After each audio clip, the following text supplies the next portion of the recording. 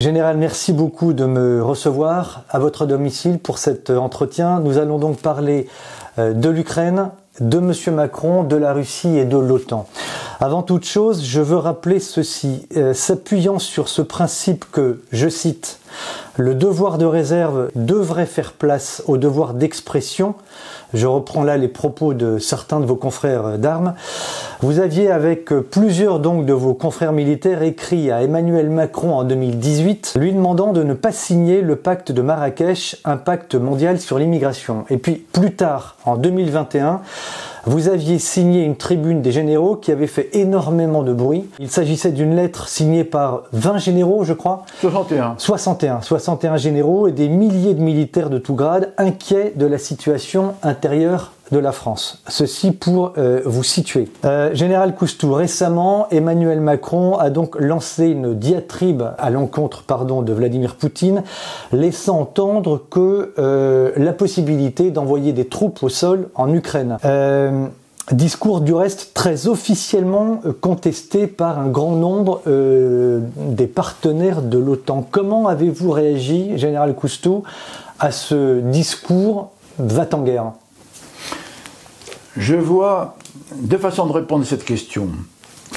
Une positive et l'autre qui l'est moins. En réalité, les deux sont négatives. La première, c'est qu'on peut remercier M. Macron de cette déclaration tonitruante. Pourquoi ?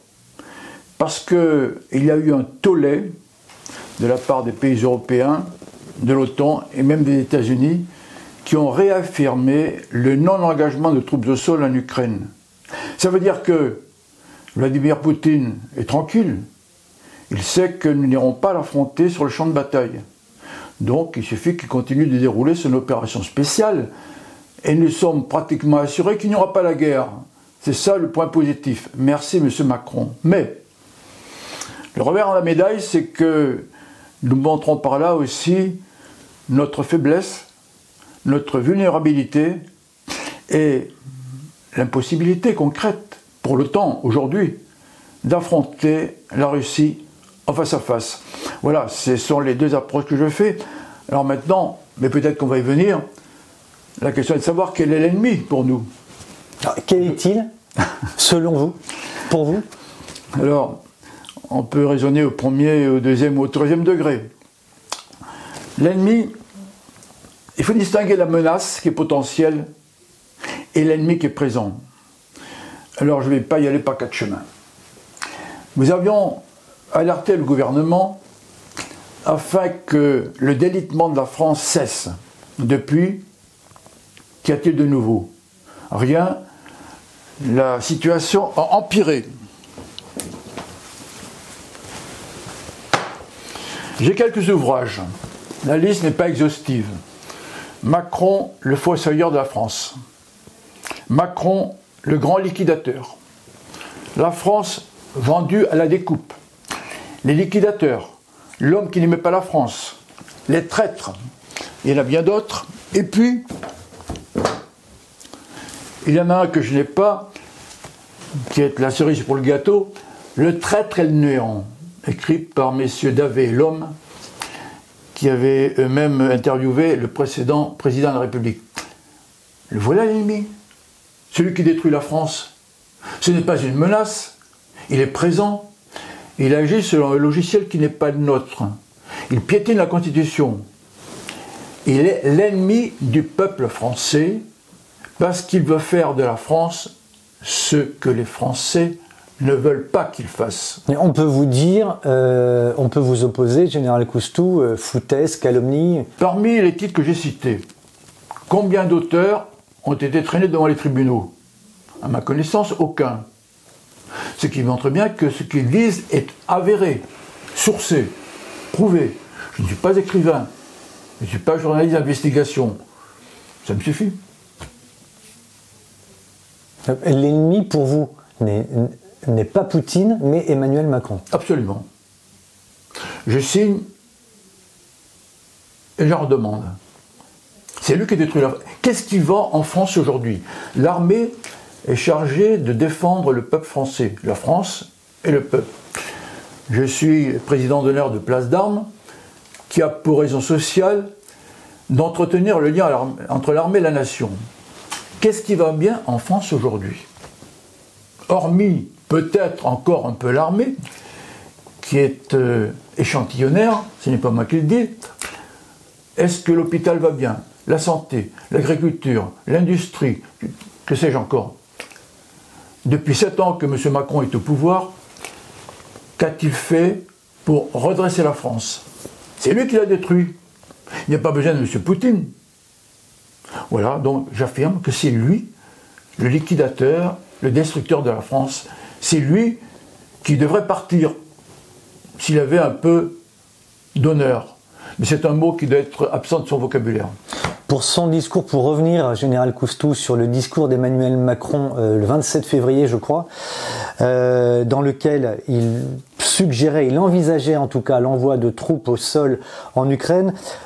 Pour quelles raisons militaires, s'il en existe, vous allez sans doute me dire que oui, pour quelles raisons militaires cet engagement est-il une folie?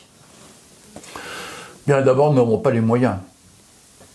C'est trop officiel. En guerre de haute intensité, l'armée française serait capable de tenir pendant 3 jours sur un front de 80 km. Oui, c'est ce que dit un rapport parlementaire. Ça, c'est clair. Nous n'avons pas les moyens. Alors, d'ailleurs, on voit bien toutes les difficultés que l'OTAN a à contenir cette avance russe. Nous qui devions la balayer d'un revers de main, nous avons toutes les peines du monde. Nous sommes incapables. En plus, n'oublions pas que la Russie détient une arme que nous ne possédons pas et que nous ne pouvons ni intercepter ni détruire. C'est la fameuse arme hypersonique. Il ne faut pas oublier que, à une seule frappe, une seule bordée, disons, la Russie serait capable d'envoyer par le fond tous les porte-avions américains. Nous ne faisons pas le poids à l'heure actuelle face à la Russie. C'est pour ça que c'est folie, concrètement. En fait... C'est envoyer des troupes à la mort, directement. Absolument. Mais ceux qui les enverraient n'iraient pas en première ligne. C'est-à-dire le président, notre gouvernement et tous les godillots du Parlement, je pèse mes mots, ce ne sont pas eux qui vont aller en première ligne. Ils répondent à des intérêts qui ne sont pas les nôtres. Ils n'ont que faire du peuple français qu'ils ne connaissent pas, qu'ils n'aiment pas. En fait, le sujet est très simple pour moi. Nous ne sommes pas dans le même logiciel. Je me permets de faire... je ne sais pas si la publicité est autorisée. On peut. On est sur un média libre. Je ne fais que recommander ce livre que je suis en train de lire, La mafia et la Maison Blanche, de Jean-François Guéraud. C'est absolument sidérant. Dans ce livre, il explique comment les présidents américains, depuis fort longtemps, et jusqu'au président Obama, je n'ai pas fini le livre, sont complètement tenus par la mafia.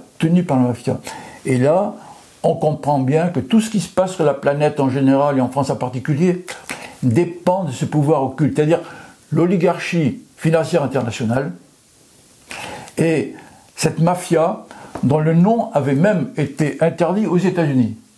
Voilà. À partir du moment où on a compris ça, on comprend la guerre en Ukraine. Le peuple ukrainien, c'est la grande victime de cette guerre. Mais l'enjeu, et on le sait bien, c'est le bras de fer entre le dollar qui assied la puissance américaine et la Russie qui est la puissance montante. Et les BRICS. Exactement. C'est-à-dire qu'en gros, il y a 40 États sur la planète qui suivent les États-Unis, dont nous, qui sommes, peut-être un peu brutal, un quasi-protectorat américain. Il ne faut pas se voiler la face. Justement, on en parlera dans quelques secondes. Bon. Et puis, par ailleurs, il y a 150 États qui piétinent et qui sont face à ce monde occidental qui ne se rend même pas compte qu'il est en train de perdre la main. Avec nous, en pole position. Général Coustou, imaginons que le chef de l'État français décide, malgré tout, l'envoi de troupes au sol en Ukraine. L'armée peut-elle désobéir? Bonne question. Les chefs peuvent-ils désobéir? C'est délicat. Alors d'abord, il faut savoir que la circulaire Palagos, dans le Code de défense, prévoit le devoir de désobéir à un ordre manifestement illégal. Manifestement illégal. Et comment juger s'il l'est ou s'il ne l'est pas? Alors, je vais vous donner deux exemples concrets. Un capitaine ou un lieutenant a un prisonnier qu'il veut absolument faire parler et il donne l'ordre à ses subordonnés de le faire parler, y compris par leur torture. Là, c'est clair, le subordonné a le devoir de ne pas obéir parce que la torture est interdite en France, est interdite par les traités que nous avons signés dans le cadre des conventions de Genève, etc. Ça, c'est clair. Dans l'action, ce n'est pas toujours aussi facile. En plus, quand l'ordre vient du président de la République, c'est beaucoup plus délicat. Il n'empêche, je vous donne un exemple concret. En 2018, au moment de la crise des Gilets jaunes, le chef des armées, qui est le président, avait donné l'ordre ou les directives pour que l'armée soit interposée entre d'une part les manifestants et d'autre part le Palais de Bourbon et l'Élysée, avec l'autorisation, si nécessaire, de tirer sur les manifestants. Gravissime. Alors, ce que je sais de sources sûres, c'est que le commandement ne l'a peut-être pas fait de façon brutale. Avec un peu de diplomatie, il a fait comprendre au président qu'il ne tirerait pas sur la foule. Ce que je veux dire, c'est que la légalité, elle est celle des textes, elle est celle aussi de la situation du moment. L'armée française n'est pas là pour tirer sur le peuple, elle est là pour le défendre. Elle n'est pas là pour tirer sur le peuple, pour défendre le président, elle est là pour défendre le peuple. Voilà. Alors, la légalité, donc, c'est quelque chose qui se discute, il y a des cas de jurisprudence, mais le soldat a le pouvoir de désobéir. Je citerai quelqu'un qui est indiscuté, le maréchal Lyautey. Le maréchal Lyautey avait dit que l'indiscipline est la marque des grands chefs. Ce qui veut dire que dans certaines circonstances, le chef est en mesure d'apprécier en conscience s'il doit ou pas obéir. Question délicate, qui n'est pas régie par les textes d'une manière rigoureuse. Mais nous ne sommes pas des machines, nous ne sommes pas des robots, nous sommes des êtres humains. Et nous avons, nos chefs, que je ne suis plus aujourd'hui, l'immense responsabilité de la vie de notre subordonné. Donc tout cela nous amène à nous sacrifier s'il le faut pour remplir la mission, mais pas au prix de n'importe quoi. Donc la légalité, elle rejoint la notion de légitimité. Existe-t-il d'autres exemples, Général Coustou, des exemples publics, officiels, démontrant que l'armée française s'est déjà opposée à un ordre du chef de l'État? Celui-là est déjà pas mal. Je sais qu'il y a des unités, par exemple de gendarmerie, qui ont baissé le bouclier, à Nice en particulier, car ils avaient reçu l'ordre d'intervenir face à une foule qui était pacifique. Et le responsable, qui a d'ailleurs eu les félicitations de hiérarchie, a refusé de charger le peuple. Bon, sinon, des exemples, il y en a dans l'histoire, mais enfin, on a connu dans l'histoire des exemples où l'armée a chargé. Aujourd'hui, je pense que ça ne se ferait plus. Alors, récemment, on a parlé de ce qui s'est passé en mer Rouge. Bon, c'est un peu difficile. Vous pouvez rappeler les faits, général? Bon, alors, il y a des je ne sais pas comment on peut les appeler, des rebelles qui, à partir du Yémen, tirent sur les bateaux qui alimentent Israël au motif qu'ils sont la voie du Hamas et que c'est pour venger le Hamas qu'ils agissent de telle manière. Alors on a dit que l'état-major français avait refusé de tirer sur ces rebelles. En fait, il y a différentes explications. Celle qui me paraît la plus plausible, que j'ai eue quand même d'une source assurée, c'est que le président lui-même a été convaincu de ne pas agresser ces rebelles, en étant à côté des États-Unis, mais non dans leur sillage pour l'action, parce que cela pouvait être la mèche qui allumait le feu dans nos banlieues. Hypothèse plausible. Sachant par ailleurs que nous alimentons Gaza en matériel de santé, par exemple. Donc il ne faut pas être trop manichéen. Donc cet apparent refus d'obéir n'est peut-être qu'une explication de façade qui a consisté, sur le fond, à convaincre le président de ne pas agir ainsi, mais lui-même, je pense, est conscient des risques de contagion de la colère de ces rebelles. Général Coustou, il y a quelques heures, Emmanuel Macron est revenu devant la presse tchèque sur son fameux discours du 26 ou du 27 février, je n'ai plus la date exacte, indiquant qu'il, je cite, refusait toute escalade avec la Russie. C'est ce qu'il vient de déclarer devant la presse tchèque. Le 26 février, je le rappelle, il envisageait l'envoi de troupes au sol. Quelques jours plus tard, il affirmait ne pas vouloir d'escalade avec la Russie. Alors ma question est la suivante. Un jour noir, l'autre jour blanc.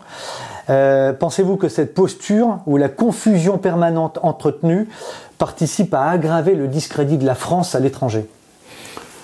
Est-ce qu'on peut encore aggraver le discrédit de la France à l'étranger ? On pourrait aussi évoquer sa déclaration en Suède au sujet de l'européanisation de la dissuasion nucléaire française. Là encore, alors, je crois qu'aujourd'hui, la France est complètement discréditée. D'ailleurs, le ministère des Affaires étrangères proclame encore que la France a une politique étrangère ambivalente. Ce qui a fait sursauter mon avocat, avec qui j'ai adressé le 20 novembre dernier une lettre ouverte au président de la République, maître Fabrice Bonnard, parce que lui est un spécialiste du droit international. Nous l'avions interviewé d'ailleurs.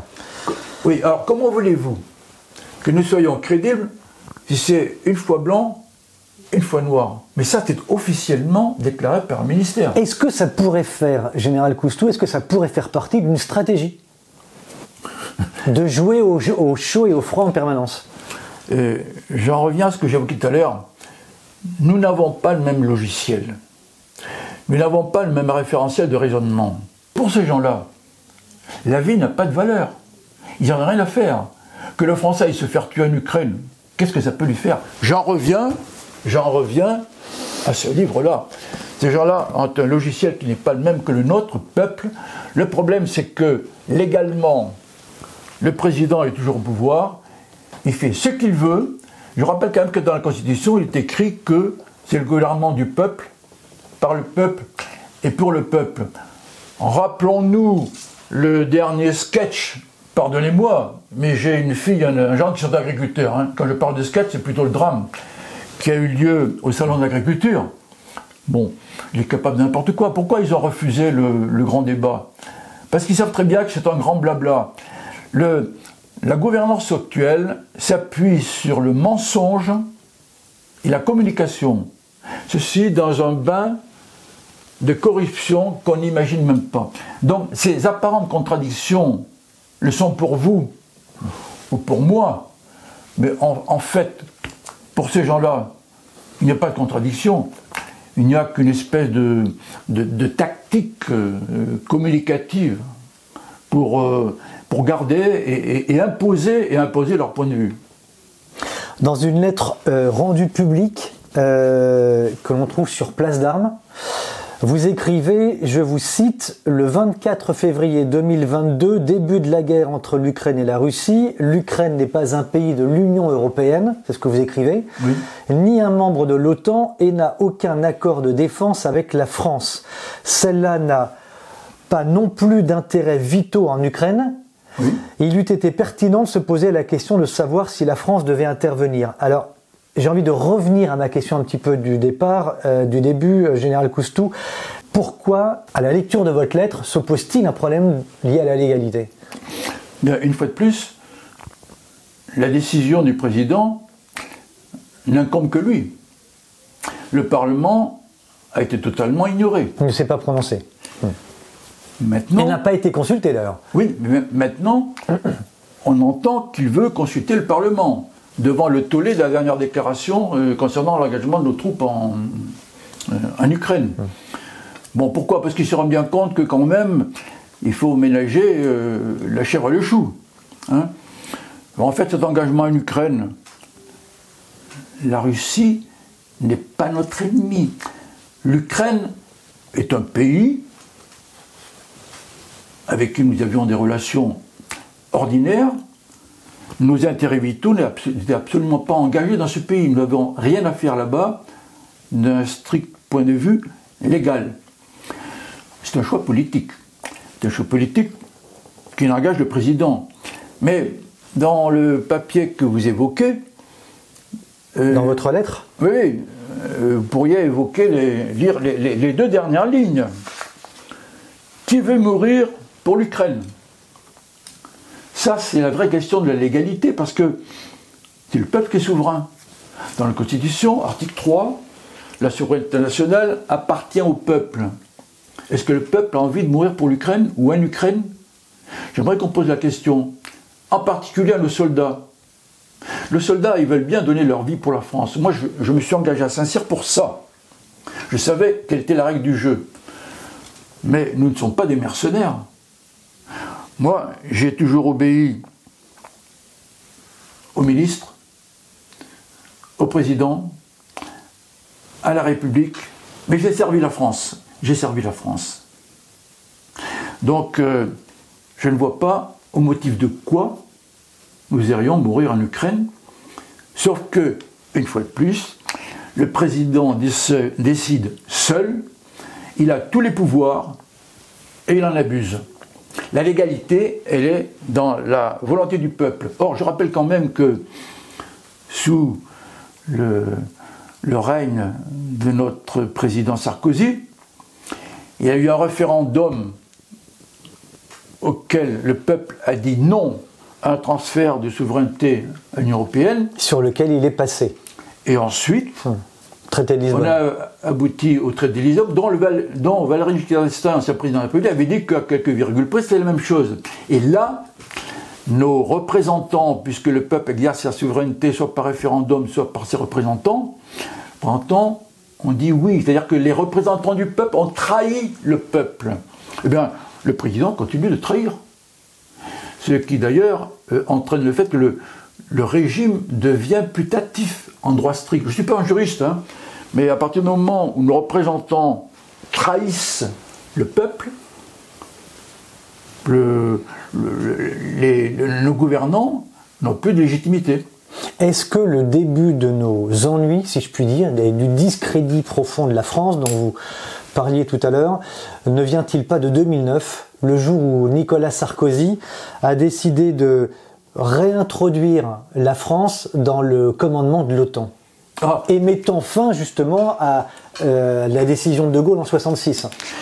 Je ne connais pas bien tout le fonctionnement interne de l'OTAN, mais ce que je crois savoir, c'est que même par cette réintégration, la France conserve le pouvoir de décision d'engager ou pas ses forces. Simplement, il faut que nous soyons compatibles s'il y avait à intervenir, parce que c'est quand même une organisation dans laquelle nous en serons impliqués avec les pays alliés. Bon, alors alliés contre qui? Ça, c'est notre problème. Hein. Est-ce que l'OTAN doit perdurer? C'est encore un autre problème. On se demande pourquoi. Sauf que l'OTAN est le bras armé des États-Unis, il faut être clair.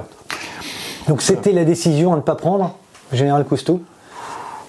C'est plus complexe que ça. C'est une façon de se vassaliser un petit peu plus vis-à-vis des États-Unis. Enfin, ça l'engage que moi. Hein. En tout cas, de mettre potentiellement notre dissuasion nucléaire entre les mains des Américains. Non.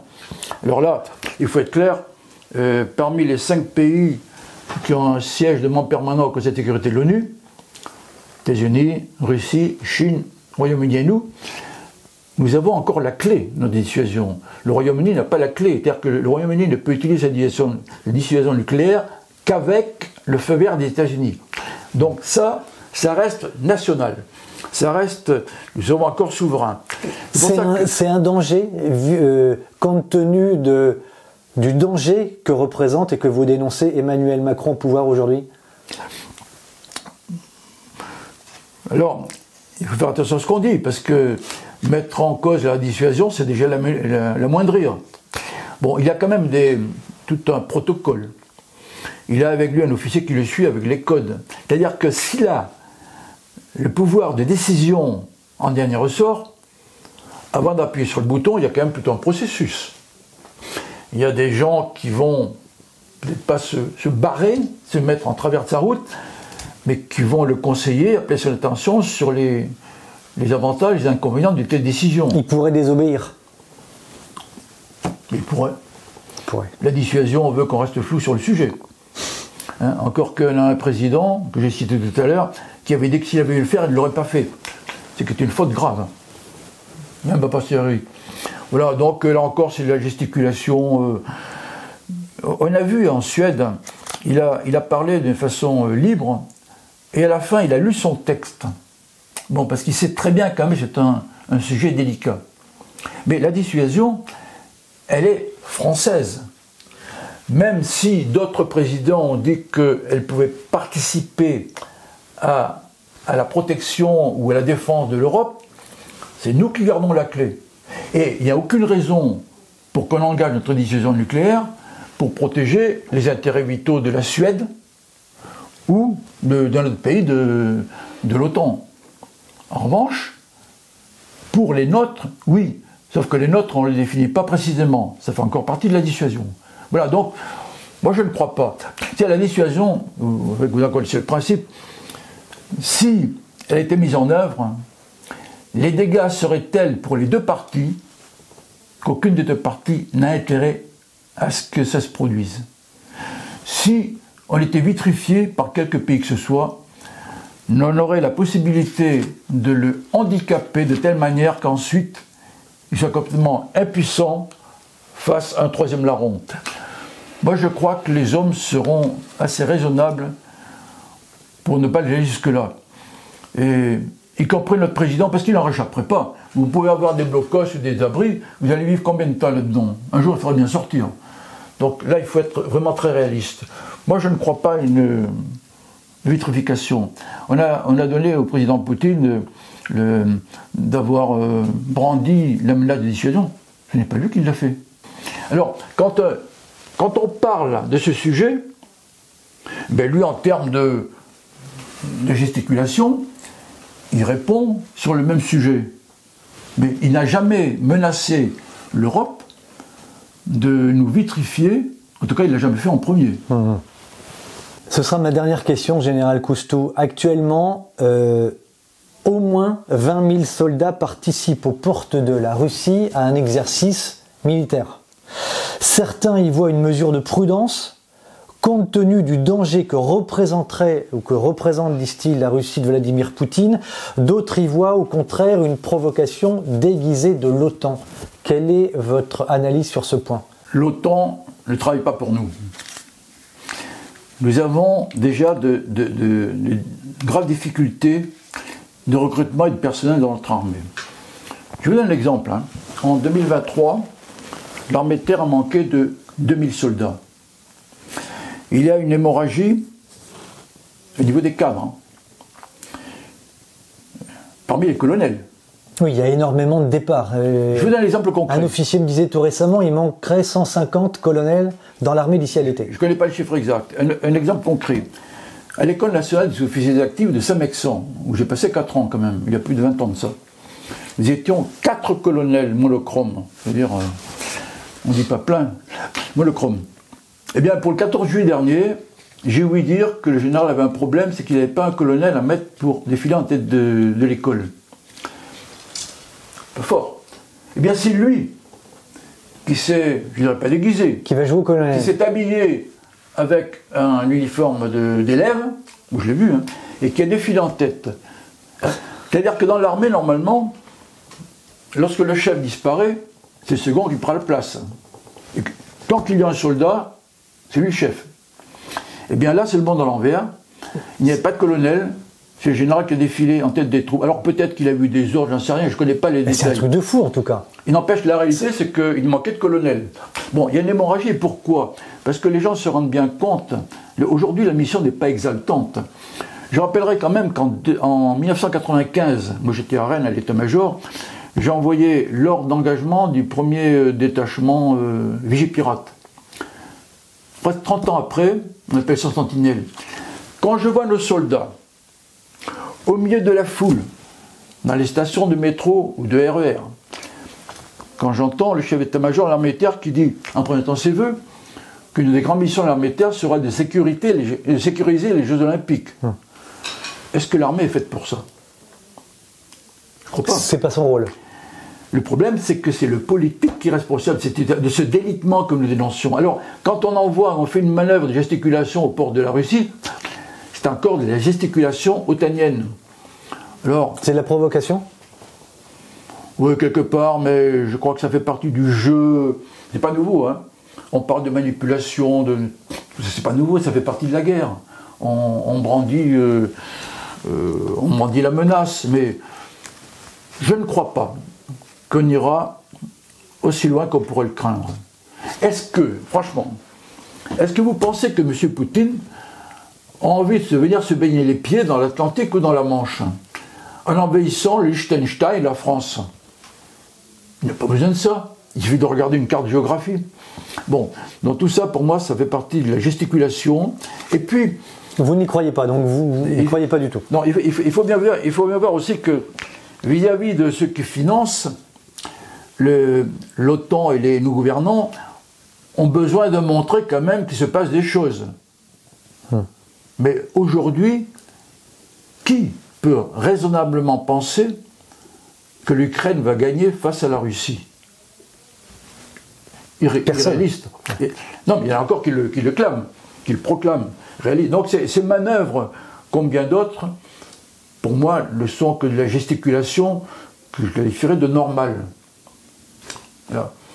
Mais il y a quand même un mot que je voudrais, enfin, je ne sais pas si c'est le mot pour la fin, mais moi je vais vous le dire. J'ai avalé un certain nombre de couleuvres moi-même. Lorsque vous étiez en activité. À une époque, comme disait, la menace est à l'Est. C'est l'Union soviétique, le pacte de Varsovie, le bloc communiste.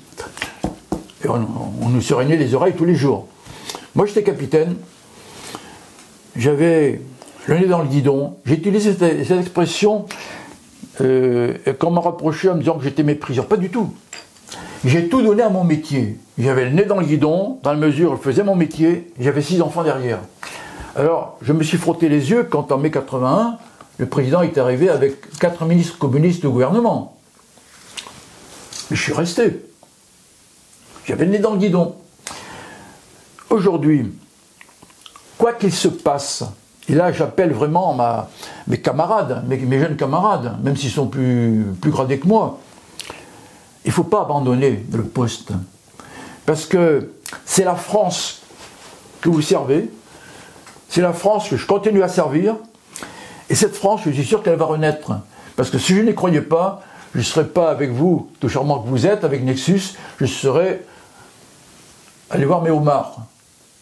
Donc la France, je crois qu'elle redeviendra ce phare de l'humanité que jamais elle n'aurait dû cesser d'être. C'est ma conviction. Alors pour ceux qui nous taxent de faire du blabla, des logorées et des discours, l'action il y en a. Venez me voir, j'embauche. Voilà ce que je peux vous dire, mon cher. Donc vous regrettez, Général Coustou, vous désapprouvez ou vous regrettez le départ de vos confrères Je ne me permettrai pas de juger. Vous savez... Mais vous le regrettez? Chacun agit en fonction de ses conditions particulières. On pourrait parler de l'Algérie, de l'Ouest, etc. Comment il s'appelle, Élie Samar avait dit, hein, on peut tout demander à un soldat. Donner sa vie, c'est son métier. On ne peut pas lui demander de se parjurer, de trahir et de trahir son honneur. Ce sont des choses qui sont difficilement compréhensibles par le civil ou l'énarque hors sol qui ne sait pas de quoi il parle. Il y a eu récemment une étude de la Cour des comptes de ce qui s'est passé à l'Académie militaire de Saint-Cyr. J'ai lu ce document, enfin une partie. On voit bien qu'on a affaire à des gens qui ne savent pas de quoi ils parlent.